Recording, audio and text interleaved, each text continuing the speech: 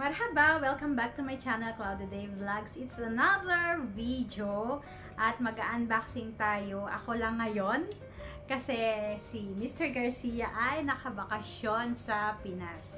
So, gusto ko lang i-share sa inyo itong nabili ko online. Wala, nadaanan lang sa aking newsfeed sa Facebook. Yung anong tawag nito? Vacuum. Yung maliit lang na vacuum. Since maliit lang naman yung space namin dito na tinitirhan namin.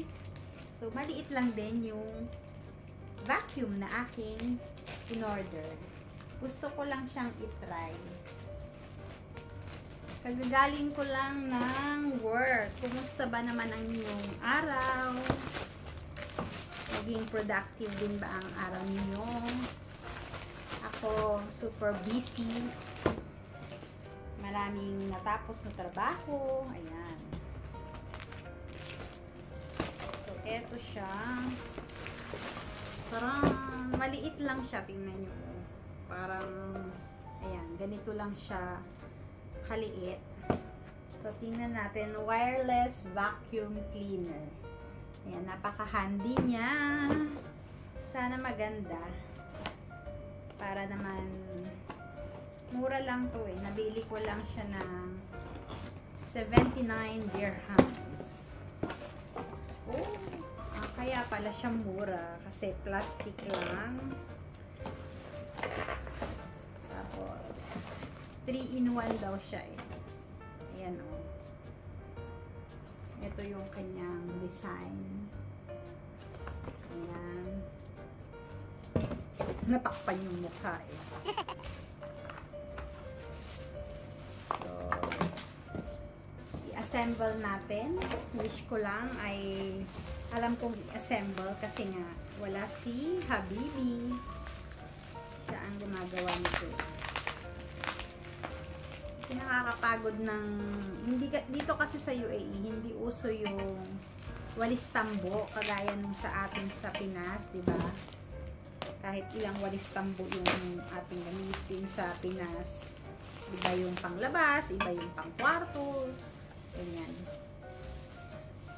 Dito kasi ang ginagamit ko, yung para siyang map. Ganun. So, eto siya. Ayan, oh. Yan. Kita nyo ba? Yan. Hindi ko alam kung... Oh! Ayan. May charge nga. Tapos, ito yung oops. Ito. Ayan, paano na? Hindi ko na alam paano ilagay. Ito malaki. Pagdugtungin lang natin. Maliit lang siya eh. Saan yung pinaka-ano nito?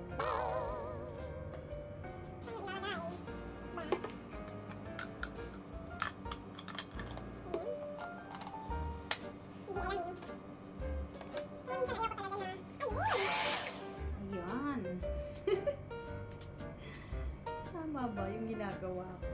Tapos, eto, dito. Super magaan lang siya. Yan, oh. Diba? Tapos, wait lang. Pakita ko sa inyo. Ganito siya, oh. Yan, try natin. Nakita nyo ba yung mga buhok-buhok dyan? So, try natin kung mahihigop niya.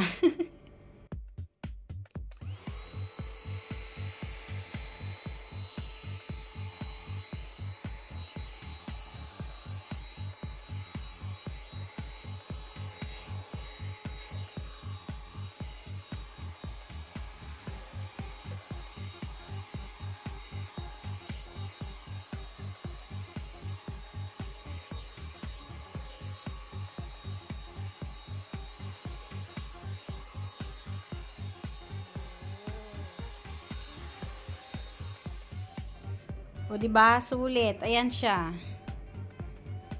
Very handy siya. Magaan lang siya. Plastic pero carry na din sa aming maliit na tirahan dito.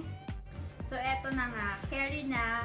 Tingnan nyo, na vacuum niya yung mga hair na vinacuum ko. Okay na din siya for only 79 dirhams. Magaan siya kasi plastic. And ito, pwedeng gamitin for mga yan, sofa, pwede ko siyang gamitin at even sa sasakyan pag, ayan, before na gamitin sa sasakyan, pwede natin i-vacuum kasi nga, rechargeable siya. Actually, rechargeable siya, pero wala akong nakikitang paano pala ang battery nito. Wala siyang charger. Eto. So, meron siyang charger pala. Sorry naman. Ayan. At eto yung sa mga sulok-sulok, i-change na lang. Ayan. Tsaka, eto. Ayan. Charger niya. Ayan. Pang vacuum. Oh, ayan. Sa mga ilalim, mga hindi natin masyadong nawawalisan. So, ayan. Gusto ko lang i-share sa inyo yung aking nabili na vacuum for only 79 dirhams. Pero, syempre, tingnan natin kung magtatagal siya. Magtagal naman sana siya ng 1 year, diba? Nasa paggamit lang din yan. So, yan. Gusto ko lang i-share sa inyo. Kain na din ako. Nagagaling ko kasi sa work. At yun nga, na-receive ko ito. Then, share ko din sa inyo yung binigay ng aking workmate. Shout out sa iyo, be! Kain tayo muna. Ito, binigay ng aking workmate. Dinuguan. Kumakain ba kayo ng dinuguan? Sa mga hindi, pasintabi po. Iinit ko lang.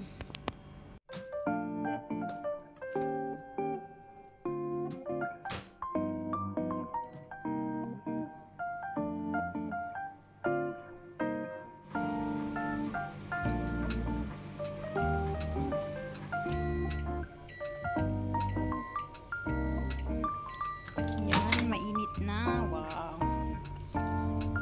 Bango. Of course, with rice. Yan, kain po tayo. Kayo ba, anong ulam nyo? Dinner ko na to.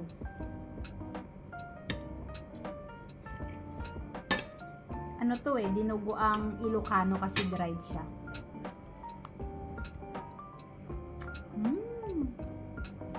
Ang sarap.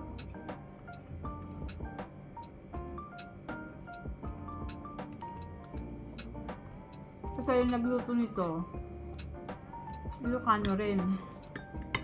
Masarap, may sili. O, diba? Nakalibre na naman ako ng ulam ko for today.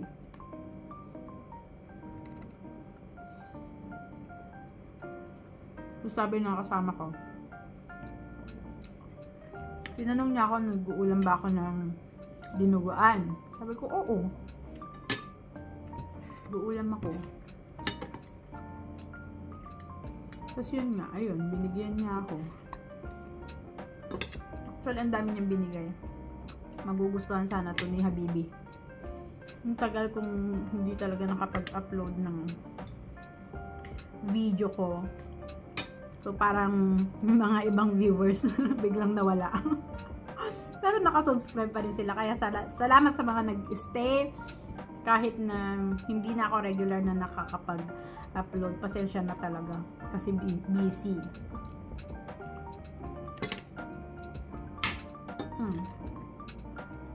Bago ko makalimutan, shoutout ko muna yung mga habang kumakain ako.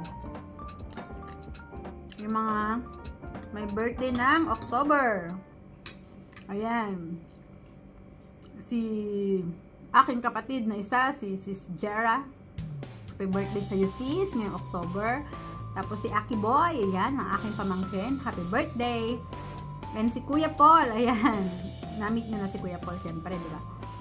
Happy birthday kay Kuya Bekeni Man. Pasamji ka ulit. Abangan ko yan. Ano pa? May mga may birthday dyan. Happy birthday sa inyong lahat. Pwede niyo akong imbitahan. God bless you more and more. Ayan. Siyempre, may juice tayo. iniwan ni aking mister. Guava. Ayan. No added sugar. Nakakasanayan ko ng kumain na ano. Laging may juice. Ganyan. Tuwing kakain ako. Kasi, si mister, tuwing uuwi siya galing trabaho, meron siyang mga inuuwing juice. Hindi kasi siya mahilig sa juice.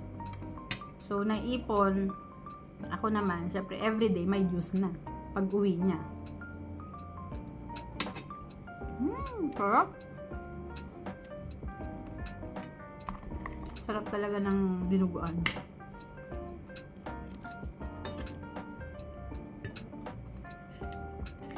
Tapusin ko lang yung pagkain ko.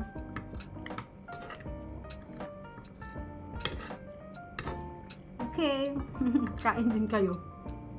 Tapusin ko lang yung pagkain ko. I-enjoy ko lang muna yung aking ulam na dinuguan.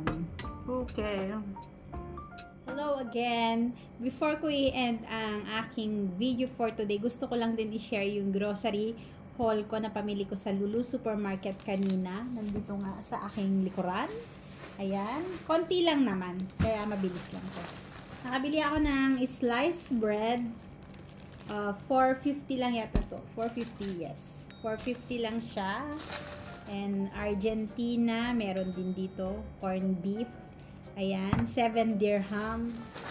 Stock lang para pag sakaling tinatamad akong magluto. Ayan, mga stock ko lang to kung tinatamad man akong mag-prepare ng mga lulutuin at pagod galing sa work. Nakabili din ako ng made in Korea na udong. Marami ng mga Korean products na nagkalat sa iba't ibang supermarket, kaya no worries. Even Filipino products, pag pumunta kayo sa mga big supermarkets dito o hypermarket, may mga Filipino, Korean products na kayo makikita. Meron din Japan, mga ganyan. Kaya pag may mga cravings kayo, like eto, noodles. Ayan, nag-crave ako ng noodles. Eto yung binibili ko. Ganyan. Tapos, first time ko ito-try ang chapaghetti. Try ko kung hindi siya matamis. Hindi ko pa kasi natatry ang chapaghetti ng Korea. Made in Korea din to. At bumili din ako ng lettuce. Ayan, para may gulay naman tayo. Ano lang to? 185. Ito pa lang chapaghetti, yung noodles. Like 5 dirhams lang siya. Mura lang din. And ang sibuyas dito sa UAE, mura lang siya. Usually, pag per kilo yan, kagaya nito, half kilo, 1.90 lang. Times nyo lang sa 15 dirhams. So, mura lang siya. Kahit 3 sibuyas ang ilagay nyo sa isang lutuan. Okay lang. Tapos, ang last is, eto, nakabili din ako ng local beef. Ayan. Parang gusto kong itry na, hindi ko pa natatry na magluto na local, yung beef na adobo, beef adobo. Pwede ba yun? Try natin kung pwede. Gusto kong itry siyang lutuin. So yun, ito lang, konti lang talaga siya na gusto kong i-share sa inyo. So yun, salamat muli sa panonood. Kung hindi pa po kayo nakakapag-subscribe sa aking channel, please do consider subscribing, like, and share Cloudy Day Vlogs. Magkita-kita po tayo sa next vlog ko. God bless everyone. Ingat po kayo lagi. Masalam.